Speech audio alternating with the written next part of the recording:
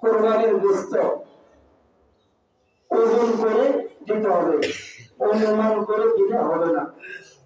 আমরা অনেক সময় যেটা শরীকি কোরবানি করার পরে হোক আমার ভাই, হোক আমার বাবা, হোক আমার বন্ধু বান্ধব, হোক আমার আত্মীয় স্বজন, যে না এটা তো কিছু হবে না, ওজন ছাড়া অনুমান করে দিয়ে যায়। ওজন করে ছাড়া অনুমান করে একটা বস্তু যদি আপনি নেন, অথবা এক পিস বস্তু যদি আপনার ভাইকে দিয়ে দেন, তাহলে কারো কোরবানি হবে না। এটা শরীয়ত, এটা কি শরীয়ত? কারণ এটা ফরজ হক, এটা কার হক? ফরজ হক। সে রাজি থাকলে হবে না, কারণ শরীয়ত, এটা কি শরীয়ত। এটা এখন রাজি, একটা সময় হবে যে এটা ওজনটা বেশি গেছে, বলবে না বলবে না, কথা বলেন না, বলবে না বলবে না। ওই যে 10 দিন খরচ হলো, আরে হে রাখো, হের পরিবারও করবো, হের বউও করবো, যে তুমি তো বস্তু একটা বেশি দিছো, ওই একটা বেশি নেওয়ার কারণে তোমার শেষ, তোমার কি শেষ।